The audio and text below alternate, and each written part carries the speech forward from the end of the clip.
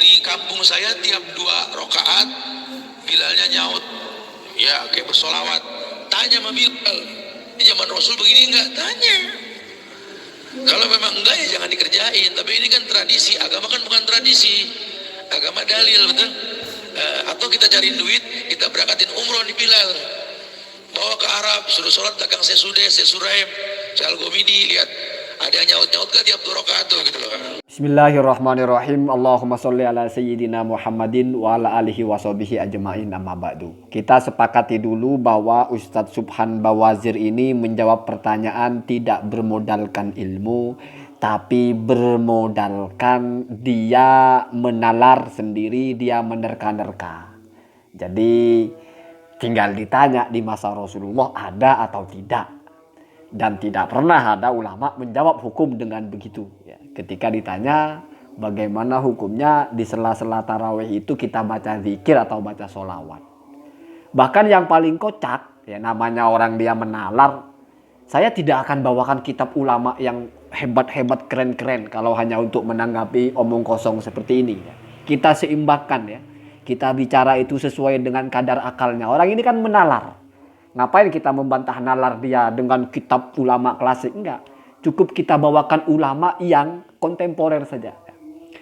Bagaimana hukumnya membaca sholawat di sela-sela tarawih 2 rakaat atau 4 rakaat. Nah, di bagian terkonyolnya orang ini sampai membuat sebuah halusinasi yang luar biasa. Jadi dipikir dia tarawih yang paling benar itu seperti yang ada di Masjidil Haram. Sehingga kalau mau menetapkan hukum, patokannya ya kalau enggak masa Rasulullah ya di Masjidil Haram gitu. Jadi Bilal yang biasa mengucapkan shollu ala nabi atau apa di sela-sela tarawih itu suruh bawa ke Mekah. Kita umrohkan terus kita taruh dia di belakang Syekh Sudais Imam Masjidil Haram terus dengar. Ada enggak di sela-sela tarawih itu membaca itu? Untuk menjawab kelucuan ini tinggal kita balik tanya saja. Ada nggak di zaman Rasulullah taraweh seperti yang ada di Mekah itu? Nggak ada. Tidak pernah ada di zaman Rasulullah taraweh seperti itu. Rasulullah tarawehnya tidak seperti itu. Anda tanya kepada siapapun asal berakal, tidak akan pernah ada taraweh seperti itu. Rasulullah tarawehnya itu bukan di awal malam. Dan tidak berturut-turut selama 30 secara berjamaah dengan satu imam seperti itu. Jadi jelas ya, Pak Subhan ini kalau waras berpikirnya, argumentasi Anda lucu. Apalagi di Masjidil Haram juga ada tradisi membaca doa khutmil Quran. Oleh Syekh bin Bas, oleh Syekh Utsaimin juga dikatakan itu nggak ada dalilnya. Tidak akan pernah itu ada dalilnya. Mau cari dari Rasulullah, dari sahabat, dari Sayyidina Umar yang sudah jelas-jelas mengatakan tarawihnya itu bid'ah, nikmatil bid'atu. Tidak ada menambah-nambah membaca doa khutmil Quran. Apalagi dengan tertib setiap malam 1 juz. 1 juz dibagi 10. Berarti kalau misalnya 1 juz itu 10 lembar, per rakaat 1 lembar. Dari mana aturan itu? Dia mengkhususkan membaca 1 lembar Al-Quran ya, atau 2 halaman dalam setiap 2 rakaat. Dari mana aturannya? Ada nggak di zaman Rasulullah? Nggak ada Pak. Nggak ada. Ya. Jadi dengan taraweh Sayyidina Umar aja beda. Apalagi dengan taraweh Rasulullah. Terus itu kok mau dijadikan patokan? Artinya kan sama-sama ngarang-ngarang juga. Ngarang ya. Sama-sama mengada-ngada juga. Dan itu diakui. Anda cari fatwa Syekh bin Bas ketika ditanya tentang doa khutmil Quran. Nggak ada dalilnya itu. Ya. Nggak akan ada begitu ya. Isi kunut witir doa khutmil Quran. Karena sudah hatam. Nggak ada begitu ya. Jadi kalau mau main dalil-dalilan begitu. Dalil Anda lucu. Yang pertama... Ya kalau mau tanya tentang tarawih di masa Rasulullah, tarawih di masa Sayyidina Umar saja tidak ada di masa Rasulullah. Makanya disebutlah nikmatul bid'ah. Ya sholat tarawihnya memang ada.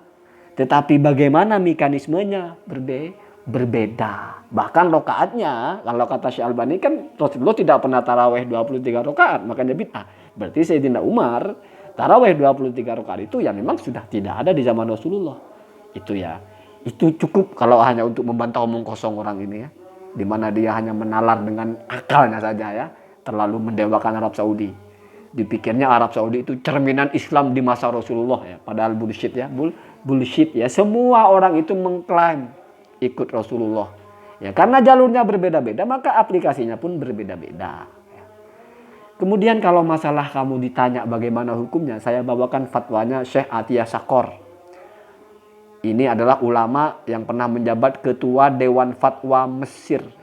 Di Mesir itu ada yang namanya Al-Azhar, kampus Islam representatif dunia ya. Dan ulama ini ya dari situ juga bahkan ketua mufti Mesir ya. Saya bacakan fatwa beliau. Bismillahirrahmanirrahim. Yaqulu fadilatu Syekh Atiyah Sakor Ra'isu Lajnatil Fatwa Al-Asbaq bil Azhar ya. Jadi ketua Dewan Fatwa Azhar yang lampau, yang dulu gitu ya. Yaitu Syekh Atiyah Sakor ya. Apa ucapan beliau?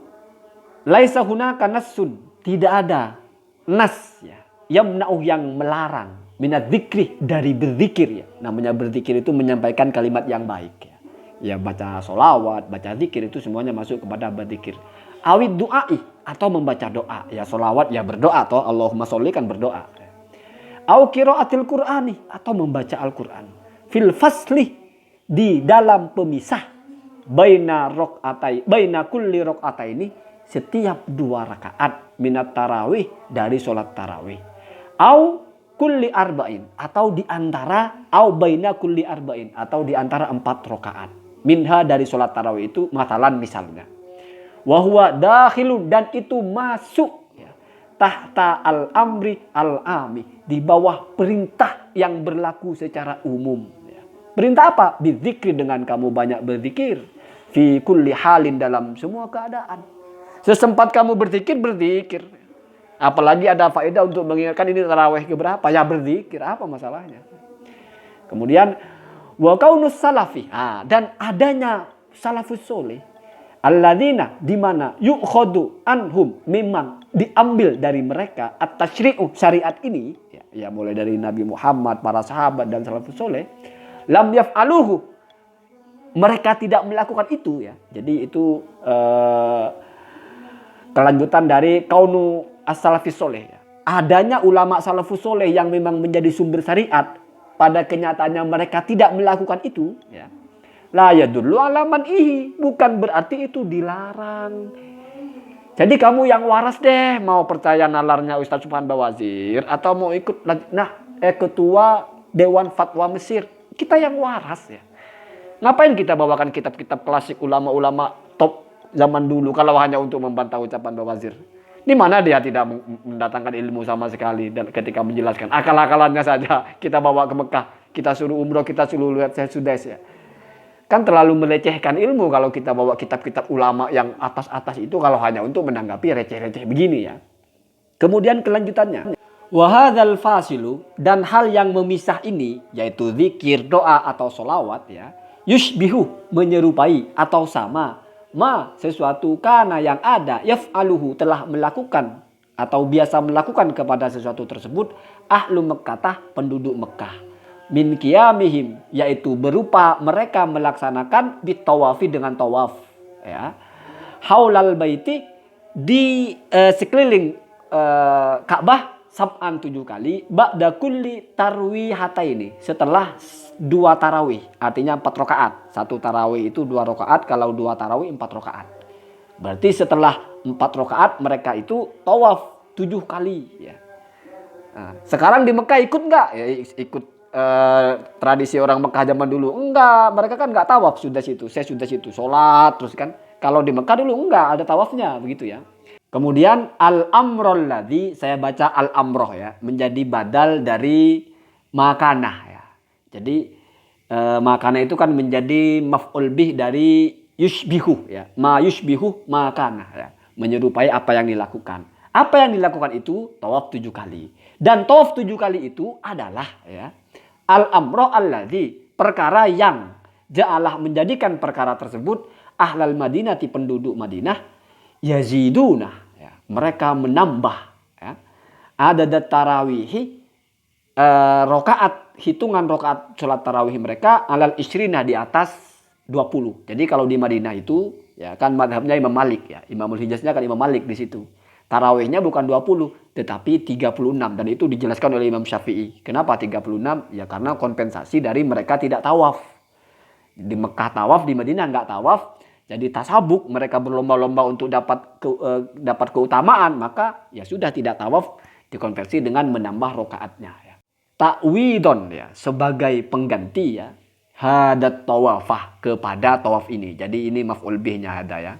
Lalu at-tawafah ikut hukumnya hada, nasab juga ya, bisa kamu sebut menjadi badal atau bisa juga menjadi atof bayan ya. Atof yang menunjukkan menjelaskan, bukan atof nasak ya. Kemudian jadi tambahan itu adalah pengganti dari tawaf ya.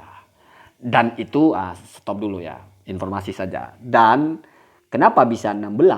Ya, tambahannya dari 20 kenapa bisa jadi 16? Karena di Mekah itu setiap tarwihata ini artinya setiap dapat 4 rakaat mereka tawaf. Berarti dapat 4 rakaat pertama tawaf 1 kali. Ya 7 kali ya, tapi satu paket tawaf 7 kali lah. Kemudian dapat lagi 8 rakaat tawaf paket kedua. Dapat 12 tawaf paket ketiga. Dapat 16 tawaf paket keempat. Dapat 20 nggak tawaf lagi. Ya. Berarti 4 kali tawaf. Nah setiap tawaf dikonversi 4 rakaat oleh Imam Malik. Ya, oleh penduduk ahli Madinah. Bukan Imam Malik. Ya, karena sebelum-sebelumnya sudah begitu ya. Maka lalu bertambahlah menjadi 16 rakaat. Sehingga 36. Plus witirnya 39. Itu ya. Dulu begitu di Madinah ya. Sekarang nggak tahu ya. Entah sekarang ikut siapa. Wallahu a'lam ya. Kemudian wahwa. Wahwa ini adalah al-fasil ya. Kembali ke atas harus paham kita baca ya. Wahwa dan pemisah seperti itu ya. Pemisah membaca zikir, membaca doa dan sebagainya. Uslubun tanzimiyun ya. Adalah semacam cara atau semacam metode untuk menertibkan. Ya. Atau semacam tata tertib lah. Gampangnya begitu ya. Ya'rifuna di mana manusia atau orang-orang yang sholat itu menjadi tahu bihi dengan adanya penanda seperti itu. Ada dama solluhu. Sollauhu ya. Ada dama sollauhu. Tahu berapa mereka rakaatnya sudah sholat. Atau mereka sudah dapat berapa rakaat sholatnya. Iya kan. Baca sholawat berarti baru 2 rakaat. Baca mendoakan Abu Bakar. Al-Badun Nabi Hukum. Terus Al-Khalifatul Ula. Abu Bakrin, kemudian baca doa radhiyallahu anhu, kan doa itu. Berarti sudah dapat 2 rakaat, kemudian fadlam minallahi ta'ala wa ni'mah, 3 rakaat. Terus pokoknya ada bacaan-bacaan untuk uslub tanzimi. Cara atau semacam mekanisme untuk memberitahu kita sudah dapat berapa rakaat ya. Kemudian ada kelanjutannya ila janibi ma fihi min tansyitin lil musallina. Ya.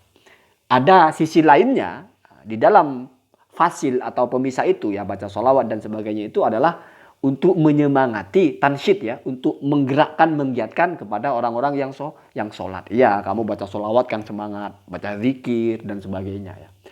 Kemudian fannususuh al-amatu, maka nas-nas atau teks-teks agama al-amah yang bersifat umum ya baca zikir yang banyak, baca sholawat yang banyak, tashhadu lahu, menjadi saksi ya. Ya kalau gampangnya menjadi dalil ya. Dan ini ya dikokohkan oleh teks-teks kamu baca sholawat yang banyak, baca zikir yang banyak selama bukan tempat yang dilarang, kan begitu ya. Itu namanya nususus al-ammah ya.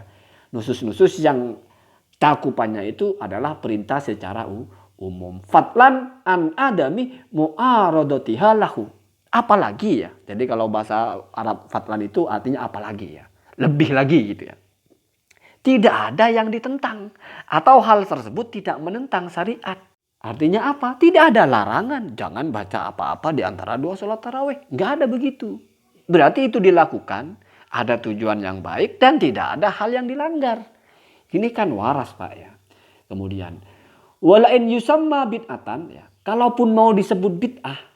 Fahuwa ala naski qauli Umar. Maka itu masuk kepada susunan bid'ah yang disebutkan oleh Sayyidina Umar ya. Artinya kalau kamu mau sebut itu bid'ah berarti masuk kepada nikmatil bid'atuh ya, bid'ah yang baik, bid'ah yang indah, masuk kepada yang diucapkan oleh Sayyidina Umar radhiyallahu anhu, nikmatil bid'atuh hadhihi, yaitu ucapan Sayyidina Umar sebaik-baiknya bid'ah adalah hal ini. Indama ketika ro'a Sayyidina Umar itu melihat tajammu'al muslimina, berkumpulnya orang-orang Islam li sholati tarawih untuk melaksanakan sholat tarawih khalfa Ubay ibni Ka'bin ya. di belakang satu imam, yaitu Ubay bin Ka'ab. Ya, kalau untuk laki-laki, untuk perempuan lain imamnya. Ya. Jadi dulu begitu, Sayyidina Umar itu memilih 2 imam, satu untuk laki-laki, satu untuk perempuan.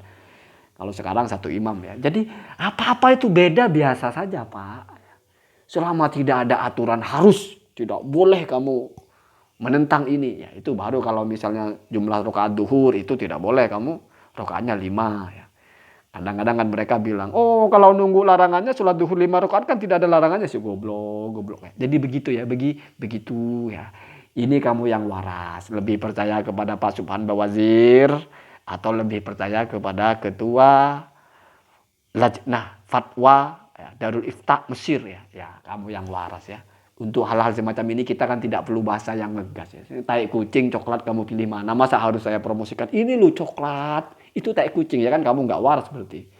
Atau saya anggap kamu nggak waras. Kalau saya anggap kamu waras ya saya lempar 2 hal, kamu yang pilih ya. Allahumma dina hadasabi.